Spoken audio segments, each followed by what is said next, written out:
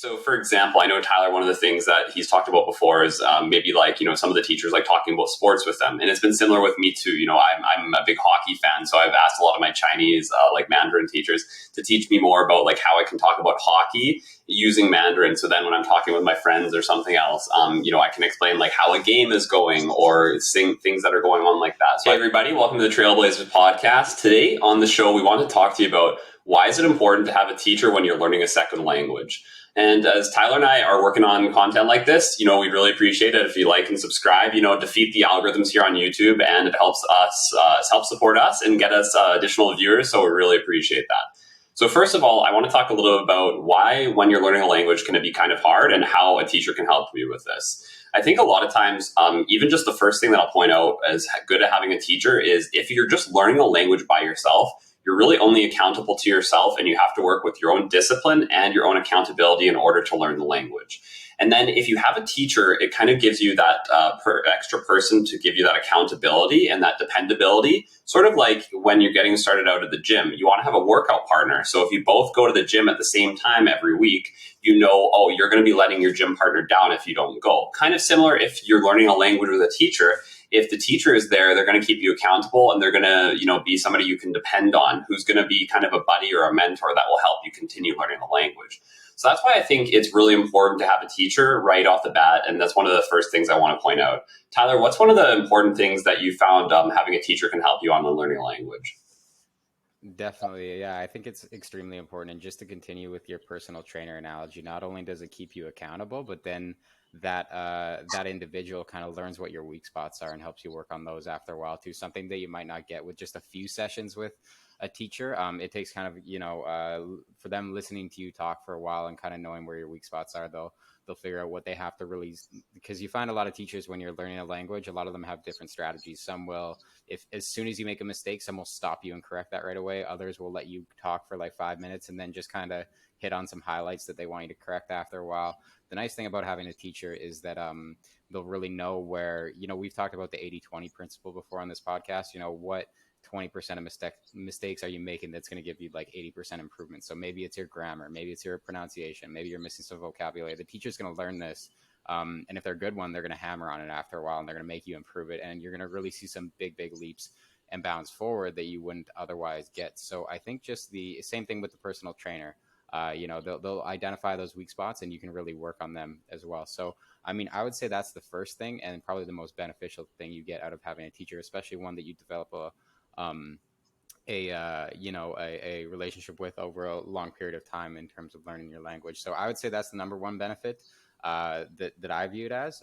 Dave, do you have some other ones that you would say are there? Yeah, a couple ones. And I think like almost what you're just touching on at the end is sort of developing that relationship. One of the things that I found really cool with a lot of the teachers that I've been learning languages with over time is you're almost like developing a friendship with them over time.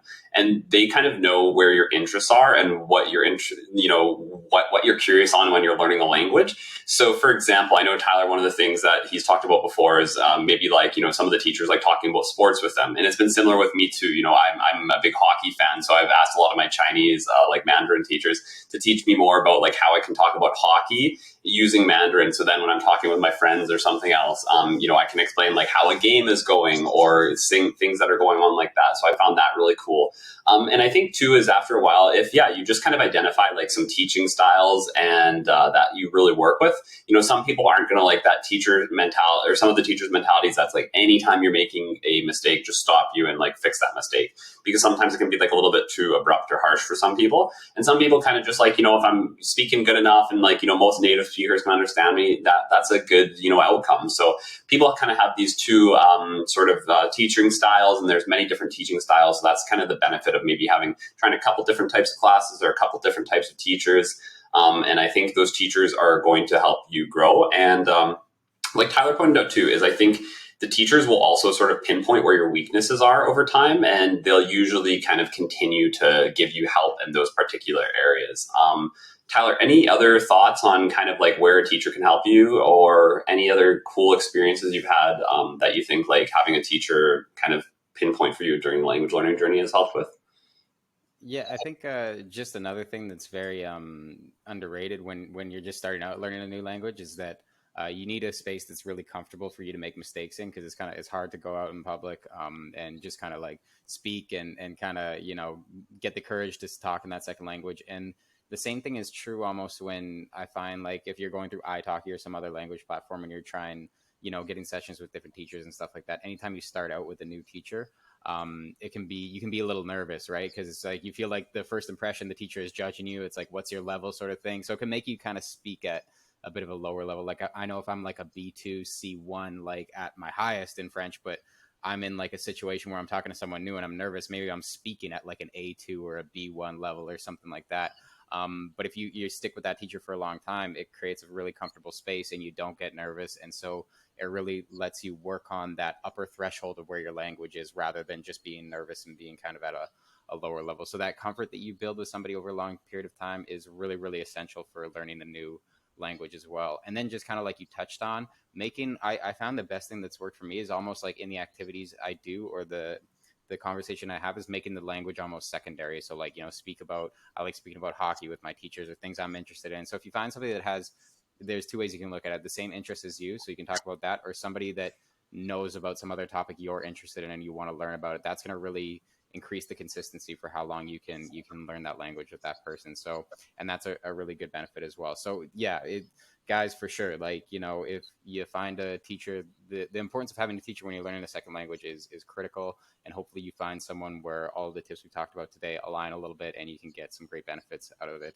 And that's kind of all I would say about that. Dave, do you have anything else to add on that subject, for having a teacher for learning a second language? Not too much. As Tyler and I have pointed out on other podcasts that we recorded, is we both use this platform kind of called iTalki for learning a language. And if you guys are interested, there's lots of really awesome teachers on there. We highly recommend it. Both Tyler and I are going to sauce down our referral codes in this video. And if you have any questions about learning a language, or like, you know, how do you find a good teacher? I think we'll probably also make a video on that, is how you can find a good teacher for you in the future.